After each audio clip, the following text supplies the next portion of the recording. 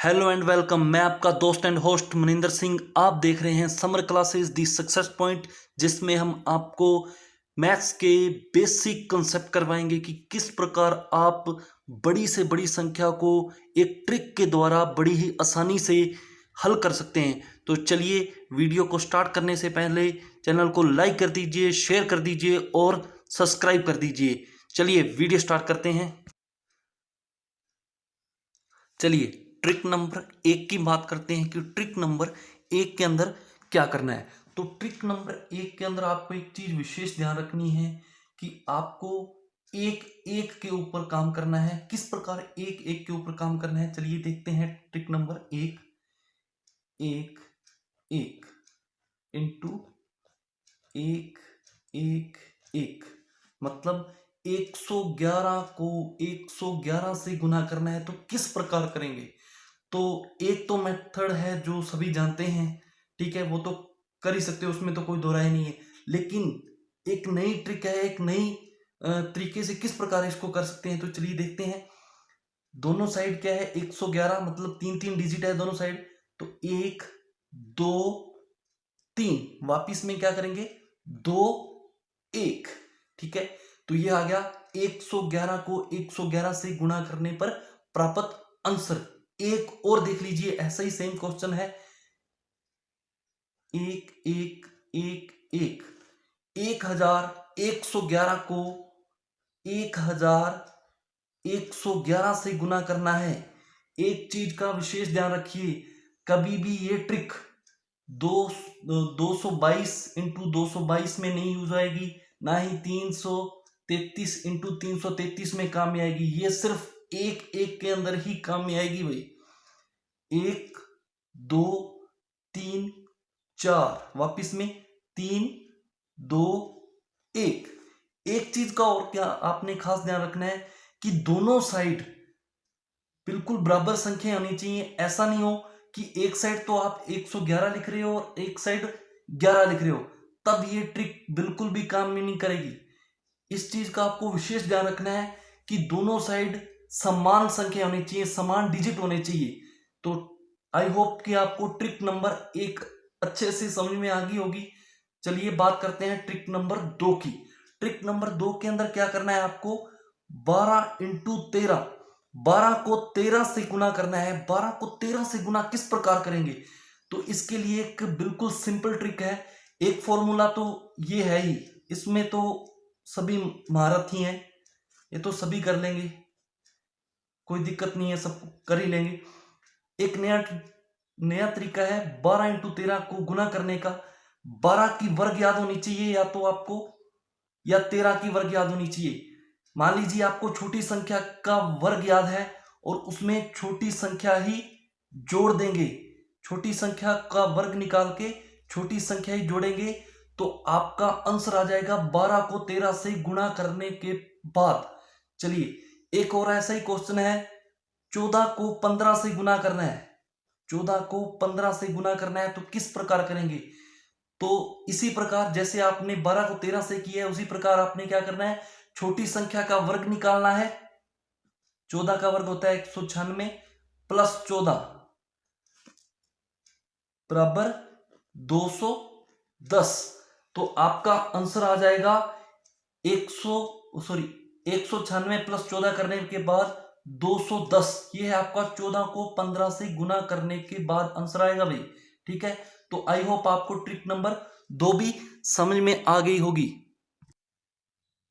चलिए trick number 3 के ऊपर बात करते हैं। ट्रिक नंबर 3 के अंदर आपको क्या करना है, सेम जैसे आपने 12 को 13 से गुना किया है, 14 को 15 से गुना किया है, इसके अंदर आपको ध्यान रखना है कि बड़ी संख्या का वर्ग निकालना है। जैसे 13 इंटू 12, मान लीजिए आपको 12 का वर्ग याद नहीं है, 13 का वर्ग याद है, तब कैसे करेंगे?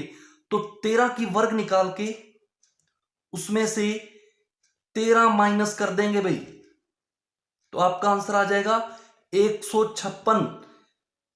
यही आपको 12 से 13 से गुना कर लो, चाहे 13 को 12 से गुना कर लो, आंसर तो सेम ही आना है। सिर्फ और सिर्फ एक तरीका बताया गया है, या तो आपको बड़ी संख्या का वर्ग याद हो तो उसमें से बड़ी संख्या घटा देंगे, या फिर आपको छोटी संख्या का वर्ग याद है तो उसमें छोटी संख्या ऐड कर देंगे। ऐसे ही सेम अगर आपको 15 इंटू 14 करना है तो बड़ी संख्या का वर्ग निकालेंगे 225 और उसमें से माइनस कर देंगे 15, तो आपका आंसर आ जाएगा 210।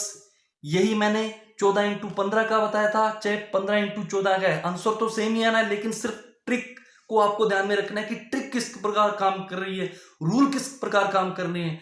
तो आपको एक चीज ध्यान रखना है कि ट्रिक के अंदर मेन चीज है रूल अगर आपको सही तरीके से आप अप्लाई कर रहे हो तो आपका आंसर बिल्कुल सही आएगा। ऐसा नहीं कर सकते कि आप 12 को 14 से गुना कर रहे हो और तब भी यही ट्रिक इस्तेमाल कर रहे हो, या 12 को 20 से या 20 को 25 से गुना कर रहे हो, मतलब अदर किसी भी संख्या से गुना कर रहे हो, किसी भी संख्या को किसी भी संख्या से गुना कर रहे हो और तब ये रूल लगा रहे हो, तो ये रूल बिल्कुल भी काम ही नहीं आएगा। हर ट्रिक के लिए एक पर्टिकुलर रूल है, तो उस रूल को आपको फॉलो करना है। चलिए ट्रिक नंबर 4।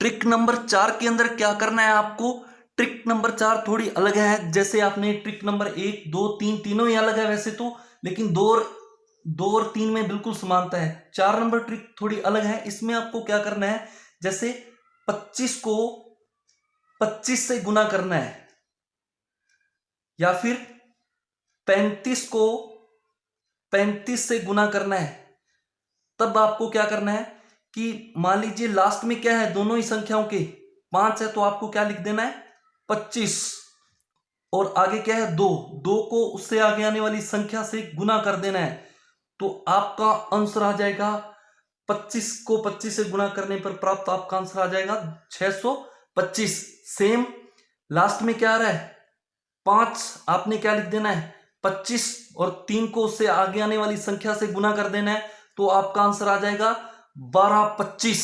ये है 25 को 25 से गुना करने पर प्राप्त आंसर और 35 को 35 से गुना करने पर प्राप्त आंसर। आपको ऐसा बिल्कुल भी नहीं करना कि 25 को 35 से गुना कर रहे हो तब भी यही रूल लगा रहे हो, तो आपका गलत हो जाएगा। इस चीज का खास ध्यान रखना भाई। ये ट्रिक सिर्फ सेम संख्या को सेम संख्या से गुना करने पर ही अप्लाई होगी। इस चीज का भी विशेष ध्यान रखना है कि लास्ट में 5 भी आना चाहिए उस संख्या के। चलिए आई होप आपको ट्रिक नंबर 4 भी समझ में आ गई होगी। Trick number 5। ट्रिक नंबर 5 के अंदर आपको क्या करना है, चलिए देखते हैं ट्रिक नंबर 5। ट्रिक नंबर 5 के अंदर आपको ध्यान में रखना है कि जैसे 7 को 9 से गुना करना है, ये सभी कर लेंगे। आपने आंसर निकाल भी लिया होगा कि 7 को 9 से गुना करने पर कितना आंसर आता है, आपको पता भी होगा। चलिए इससे पहले, इस क्वेश्चन को करने से पहले मैं एक दूसरा क्वेश्चन लेता हूं। मान लीजिए आपको 12 को 14 से गुना करना है, तो किस प्रकार करेंगे। दोनों के बीच में संख्या कौन सी है 13 का वर्ग निकालेंगे, कितना आता है 169, और उसमें से क्या माइनस कर देंगे 1, तो आपका आंसर आ जाएगा 168। यही 12 को 14 से गुना करने पर प्राप्त आंसर है भाई।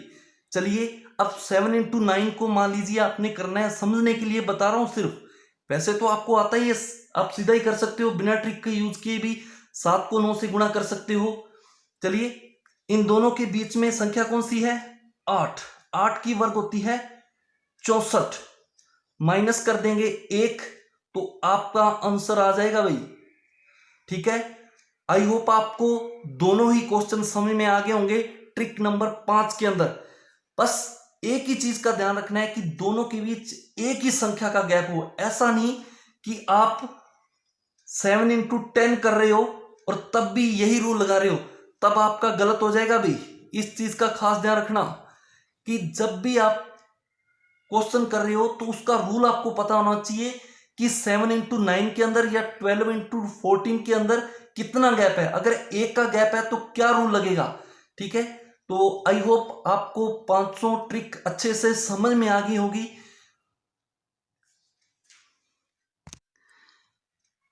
चलिए आपको ट्रिक नंबर 1, 2, 3, 4, 5 पांचों अच्छे से समझ में आ गई होगी।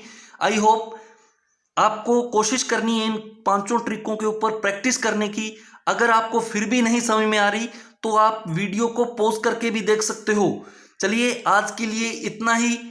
आगे आने वाली वीडियो को प्राप्त करने के लिए चैनल को लाइक कर दीजिए, शेयर कर दीजिए और सब्सक्राइब कर दीजिए। चलिए धन्यवाद।